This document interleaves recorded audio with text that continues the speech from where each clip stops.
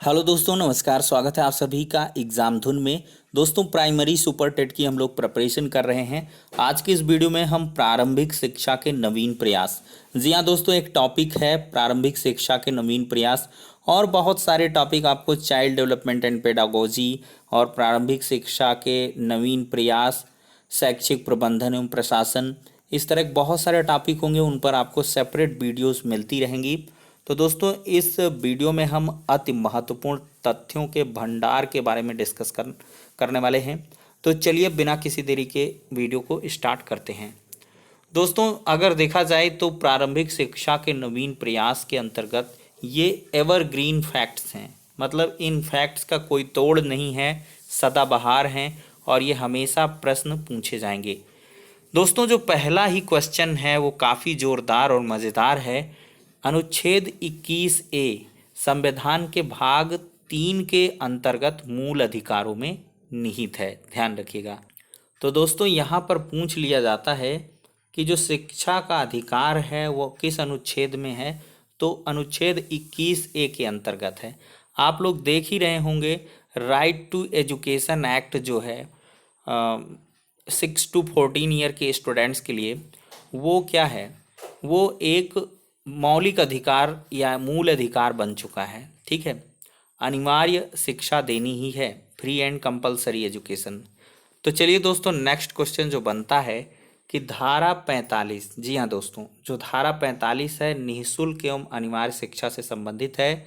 और इसमें क्या लिखा गया है कि राज्य इस संविधान के लागू होने के समय से 10 वर्ष के अंतर्गत सभी बच्चों के लिए, जब तक वे 14 वर्ष के नहीं हो जाते हैं, निःशुल्क एवं अनिवार्य शिक्षा देने का प्रयास करेगा।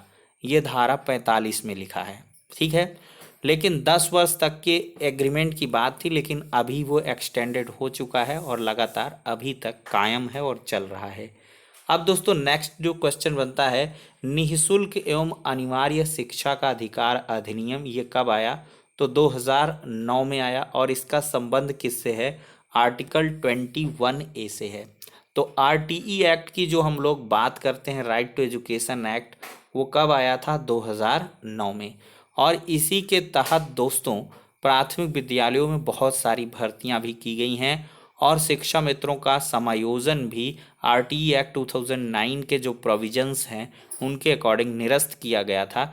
चूँकि इसमें क्वालिटी एजुकेशन को क्वालिटी टीचर्स के साथ ही प्रोवाइड करना है, जो वेल क्वालिफाइड हो, रिनाउंड हो, उन्हीं टीचर्स के माध्यम से यहाँ पर आपको अच्छी शिक्षा मुहैया करवानी है। तो इसी वजह से टेट का प्रोविज़न आया। ये RTE एक्ट के सब मतलब पार्ट कहे जा सकते हैं।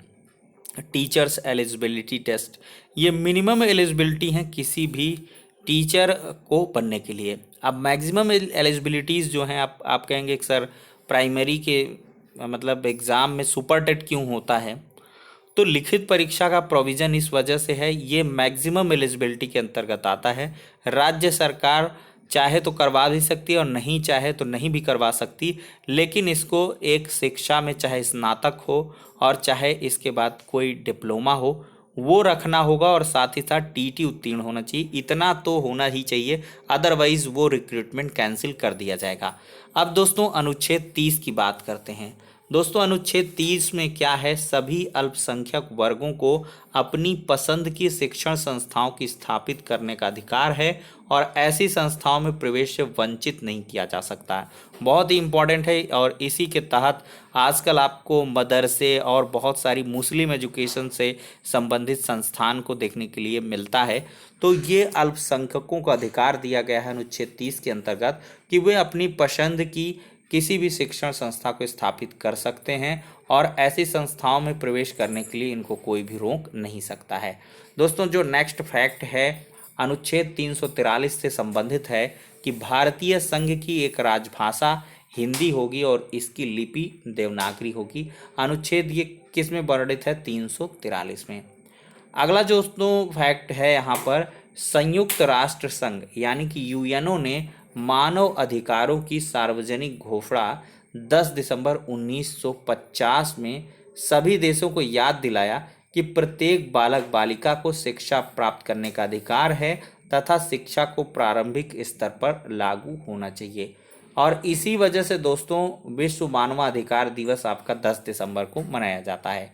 तो जो सार्वजनिक घोषणा हुई उसमें साफ तौर पर संयुक्त राष्ट्र संघ ने सभी देशों को याद दिलाया है कि प्रत्येक बालक बालिका को शिक्षा प्राप्त करने का अधिकार है और शिक्षा को प्रारंभिक स्तर पर निःशुल्क किया जाए। अब दोस्तों एनईपी यानी कि न्यू एजुकेशन पॉलिसी आ चुकी है 2020 और इसमें अब ये प्रोविजंस हैं कि 1 से 12 तक की जो एजुकेशन है वो फ्री एंड कंपलसरी कर ली जाए। तो देखते हैं कब तक इसको इम्प्लीमेंट करते हैं, लेकिन बहुत जल्दी ये लागू होने वाला है। और इसी वजह से यहाँ पर जो 9 to 12 की टीटी है वो भी आपकी होने वाली है, यानी कि जो माध्यमिक विद्यालयों में अध्यापन कार्य करेंगे उनको भी एक टीचर एलिजिबिलिटी टेस्ट देना होगा। अब दोस्तों अगला जो फैक्ट है 7वां है कि यूएनओ यानी कि यूनाइटेड नेशंस ऑर्गेनाइजेशन ने बाल अधिकारों की घोषणा कब की है? 20 नवंबर 1989 में। ये क्वेश्चन बनता है और भारत से सरकार ने 11 दिसंबर 1992 को इस घोषणा को स्वीकार भी कर लिया। तो मतलब बाल अधिकारों की घोषणा संयुक्त राष्ट्र संघ ने 20 नवंबर 1989 में की और भारत सरकार ने 11 दिसंबर 1992 को इस घोषणा को स्वीकार कर लिया। दोस्तों नेक्स्ट फैक्ट है सन 1781 ईस्वी में प्रथम गवर्नर जनरल वॉरेन हेस्टिंग्स द्वारा कलकत्ता मदरसा खोला गया था। अगला फैक्ट है बनारस संस्कृत कॉलेज की स्थापना 1791 ईस्वी में जोनाथन डंकन द्वारा की गई थी। तो दोस्तों अंग्रेजी शासनकाल में ये शिक्षा के विकास से संबंधित प्रश्न है और अक्सर पूछते हैं। और अगला फैक्ट है कि सन 1800 ईस्वी में लॉर्ड वेलेस्ली द्वारा कलकत्ता में फोर्ट विलियम कॉलेज की स्थापना हुई थी। तो दोस्तों यहाँ पर आप लोग याद रखें, लॉर्ड वेलेस्ली ने कलकत्ता में फोर्ट विलियम कॉलेज की स्थापना की थी और कब की थी? 1800 ईस्वी में। दोस्तों अगला क्वेश्चन है भारत में आधुनिक शिक्षा का जन्मदाता किसे माना जाता है? जी हाँ दोस्तों, भारत में आधुनिक शिक्षा का जो जन्मदाता है वो चार्ल्स ग्रांट को माना जाता है। नेक्स्ट क्वेश्चन है पूना संस्कृत कॉलेज की स्थापना सन 1821 ईस्वी में पूना में रेजिमेंट एल्फिंस्टन ने पेशवा के दक्षिण कोष की सहायता से की थी। काफ़ी इंपॉर्टेंट क्वेश्चन है। इसमें क्वेश्चन ये बनेगा पूना संस्कृत कॉलेज की स्थापना कब हुई? 1821 ईस्वी में। और किसके सहयोग से हुई? तो रेजिमेंट एल्फिंस्टन ने पेशवा के दक्षिण कोष की सहायता से की थी। दोस्तों अगला फैक्ट तो आपको कभी जिंदगी में भूलना ही नहीं है, निस्यंदन सिद्धांत। जी हाँ दोस्तों, फिल्टरेशन थ्योरी, इसको प्रतिपादित किसने किया था? लॉर्ड मैकाले ने। छनन का सिद्धांत मतलब ये था कि इसमें आगे चलिए बताते ही थे। मैकाले ने अपने विवरण पत्र में लिखा था कि हमें भारतीयों में ऐसा वर्ग चाहिए जो रक्त और वर्ण में भारतीय हों किंतु रुचियों, नैतिक आदर्शों और बुद्धि में अंग्रेज समान हो। मतलब इन्होंने ऐसी जनरेशन को तैयार करने का प्लान बना के रखा था जो रंग रूप से तो भारतीय होंगे लेकिन जो रक्त होगा उनकी रुचियां, इंटरेस्ट होंगे, आइडियल्स होंगे, नैतिक आदर्श होंगे, बुद्धि होंगे, वो सब अंग्रेजों की भांति करेंगे। मतलब एक प्रकार से ऐसे रोबोटिक सिस्टम का ये निर्माण करना चाहता था लॉर्ड मैकाले। और इसकी जो मतलब पॉलिसीज़ हैं वो कहीं ना कहीं भारतीयों की शोषण के लिए थी। लेकिन क्या हुआ, कुछ चीज़ें हम गलत भी करते हैं लेकिन उनके कॉन्सिक्वेंसेस अच्छे निकल आते हैं। तो भारतीयों को एजुकेट करने का ये सब ने बनाया था प्लान। और फिर क्या हुआ, जैसे जैसे एजुकेशन हुई, लोग इस्टेब्लिश हुए, यूनाइटेड हुए और फिर स्वाधीनता संग्राम करने लगे, इंग्लिश वगैरह जानने लगे, सब कुछ चीज़ें होने लगी थी। तो एक्चुअली इसका पर्पज ये था कि हम इनसे काम लेंगे भरसक और पूरा हम अपना अंग्रेजी हुकूमत को और भी विस्तारित करेंगे। भले ही भाई जनबल की तो आवश्यकता होती ही है अगर आपको धन कमाना है तो, लेकिन ये प्लान इसका असफल रहा था। और इसने अधोगामी निस्यंदन सिद्धांत या छनाई से तात्पर्य यह था कि समाज के उच्च वर्ग को शिक्षा दी जाए और शिक्षा का कालांतर में निम्न वर्ग तक पहुंच ही जाएगी। मतलब ये था इसका कि सभी को एजुकेशन ना दी जाए, कुछ गिने चुने उच्च कुलीन वर्ग के लोगों को दी जाए और धीरे धीरे, जैसे आप पानी ऊपर से डाल दो, गंदा पानी या साफ पानी कैसे भी, उसमें कुछ एनोमलीज हों तो वो सीधे सीधे छन छन छन छन छन छन के नीचे तक जाएगा। तो यही निस्यंदन सिद्धांत इसने अपनाया था कि उच्च कुलीन लोगों को, बड़े बड़े लोगों को शिक्षा दे दो और वो धीरे धीरे कालांतर में शिक्षा को निम्न स्तर पर पहुंचा ही देंगे। दोस्तों, भारतीय शिक्षा का इसको अग्रदूत भी माना गया है। किसको? लॉर्ड मैकाले को। आप ध्यान दीजिएगा, आधुनिक शिक्षा का, यहाँ मैंने एक पॉइंट आपको बताया है, दोनों को मैं यहाँ पे कोरिलेट ही कर दूँ, अदरवाइज आप कंफ्यूज हो सकते हो। यहाँ पर क्या फैक्ट था? आधुनिक शिक्षा का जन्मदाता यहाँ पे किसको माना गया है? चार्ल्स ग्रांट को। लेकिन यहाँ पे क्वेश्चन क्या है कि भारतीय शिक्षा का अग्रदूत, दोनों के लैंग्वेज में डिफरेंस है। वो आधुनिक शिक्षा का जन्मदाता है और ये भारतीय शिक्षा का अग्रदूत है, लॉर्ड मैकाले। चूंकि स्टार्टिंग इसने ही कर दी थी, शिक्षा का माध्यम अंग्रेजी हो, इस पर जोर इसी ने दिया था, लॉर्ड मैकाले ने। दोस्तों, एक अच्छे यूरोपियन पुस्तकालय की अलमारी का साहित्य भारत व अरब के संपूर्ण साहित्य के समान है। इसने तौहीन की थी भारतीय साहित्य की। ये कहने वाला कौन था? ये लॉर्ड मैकाले ही था कि यूरोपियन पुस्तकालय की अलमारी का साहित्य जो है, एक अलमारी का जो साहित्य है, वो भारत और अरब के संपूर्ण साहित्य के समान है। मतलब बहुत ही तुच्छ और निम्न दर्जे का इसने जो है सोच बनाकर रखी थी कि भारतीय साहित्य वैसे ऐरा गहरा है, कोई मतलब का नहीं है। दोस्तों, अगला क्वेश्चन बनता है, भारतीय शिक्षा का महाधिकार पत्र ये किसने जारी किया था? ये चार्ल्स वुड ने जारी किया था और इसको वुड का घोषणा पत्र कहते हैं और 1854 यानी कि 1854 ईस्वी में जारी हुआ था। इसको भारतीय शिक्षा का महाधिकार पत्र कहा जाता है। जो वुड का घोषणा पत्र है 1854 का, उसे भारतीय शिक्षा का मैग्ना कार्टा कहते हैं। क्वेश्चन बनता है, अगला फैक्ट है, माध्यमिक विद्यालयों में आर्थिक सहायता हेतु अनुदान प्रणाली की शुरुआत वुड के घोषणा पत्र के द्वारा ही हुई थी। इंपॉर्टेंट है, रट लीजिएगा। दोस्तों, अगला है हंटर आयोग। जी हाँ दोस्तों, हंटर आयोग या भारतीय शिक्षा आयोग की स्थापना 1882 ईस्वी में की गई थी और इसके जो अध्यक्ष हैं ये सर विलियम हंटर थे। कौन थे? Sir William Hunter. दोस्तों, अगला क्वेश्चन है, हंटर आयोग प्रारंभिक शिक्षा के विकास व सार्वभौमिकरण हेतु गठित किया गया था। हंटर आयोग क्यों गठित किया गया? प्रारंभिक शिक्षा के विकास और यूनिवर्सलाइजेशन, सार्वभौमिकरण के लिए गठित किया गया और ऐसा माना जाता है कि माध्यमिक व उच्च शिक्षा पर ध्यान देकर प्रारंभिक शिक्षा की उपेक्षा की गई थी। किसके द्वारा? हंटर कमीशन के द्वारा। दोस्तों, भारतीय शिक्षा आयोग या कोठारी आयोग ये 1964-66 में आया था और भारतीय शिक्षा आयोग की यहाँ पर चलिए दोस्तों, थोड़ा सा कन्फ्यूजन हुआ था, कोई दिक्कत नहीं। भारतीय शिक्षा आयोग को ही कोठारी आयोग कहते हैं।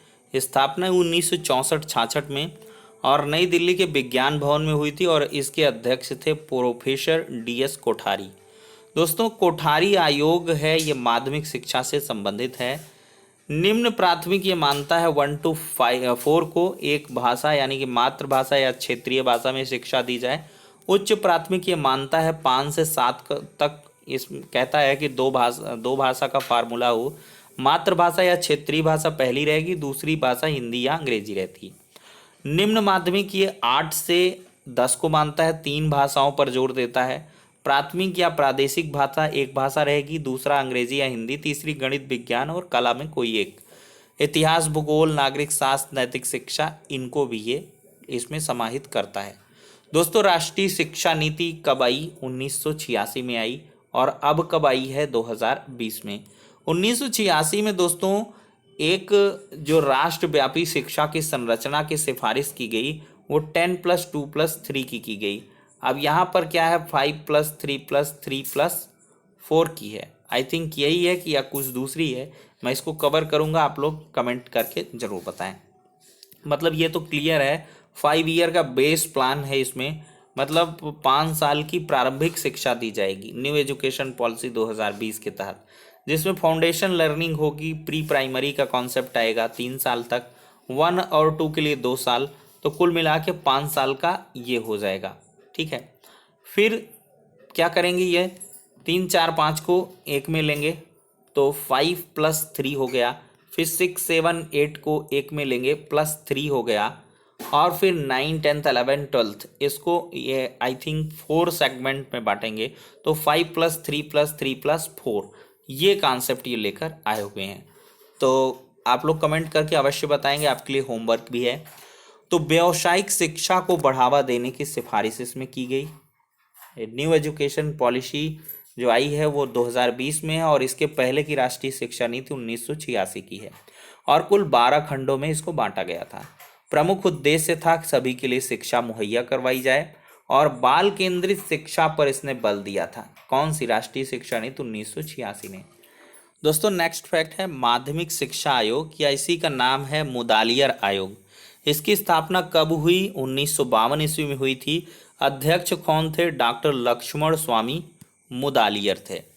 दोस्तों जो संशोधित राष्ट्रीय शिक्षा नीति है, जिसको प्रोग्राम ऑफ एक्शन कहा गया है, POA, ये कब लागू हुई, 1992 में आई।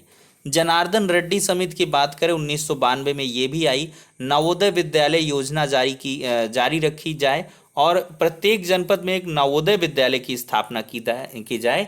ये जनार्दन रेड्डी समिति की अनुशंसा पर हुआ है, और ये एग्जीक्यूट भी हुआ। इसके बाद आंगनबाड़ी कार्यक्रम को और अधिक मजबूत और आकर्षक बनाया जाए। न्यू एजुकेशन पॉलिसी में भी ऐसा ही है, और प्री प्राइमरी का जो कॉन्सेप्ट है वो बिल्ड किया जा रहा है।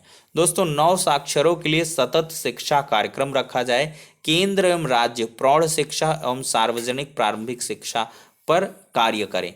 दोस्तों प्रोफेसर यशपाल समिति 1992-93 में आई, इंपॉर्टेंट क्वेश्चन है, और शिक्षा बिना बोझ के रिपोर्ट उन्होंने 1993 में सौंपी थी, यानी कि शिक्षा बिना बोझ के। इसमें क्या हुआ कि जो बच्चे हैं उनके बस्ते बहुत भारी हो जाते थे बुक्स से, तो इन्होंने कहा कि एक दिन मतलब नो बैग डे सैटरडे को रखा जाए। ये सब प्रोफेसर यशपाल समिति की अनुशंसा पर हुआ है। ऑपरेशन ब्लैक बोर्ड योजना की बात करें 1987 में 1987 में आई, और राष्ट्रीय शिक्षा नीति 1986 के तहत इसकी स्थापना हुई। गुणवत्ता आधारित प्रारंभिक शिक्षा पर बल दिया गया। प्रमुख उद्देश्य रहा है प्राथमिक विद्यालयों को न्यूनतम आवश्यकताओं की सुविधाएं उपलब्ध कराना।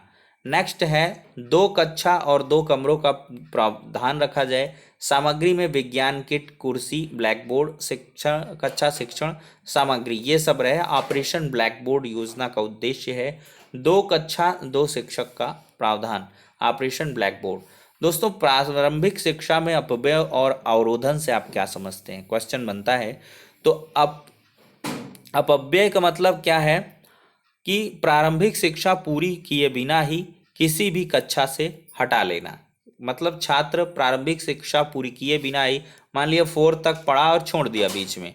और अवरोधन क्या है कि एक कक्षा में 1 से अधिक वर्ष तक पढ़ते रह जाना। जैसे कोई बच्चा है 5 में इस बार पढ़ रहा, अगले साल भी 5 में पढ़ रहा, तीसरे साल भी 5 में पढ़ रहा है, तो ये क्या है, अवरोधन है। और अपव्यय क्या है, अपव्यय क्या है, वो 4th में पढ़ा बीच में छोड़ दिया, 5th में पढ़ा बीच में छोड़ दिया, 3rd में पढ़ा बीच में छोड़ दिया, तो यह अपव्यय है। अवरोधन क्या है, एक ही क्लास में बार बार पढ़े।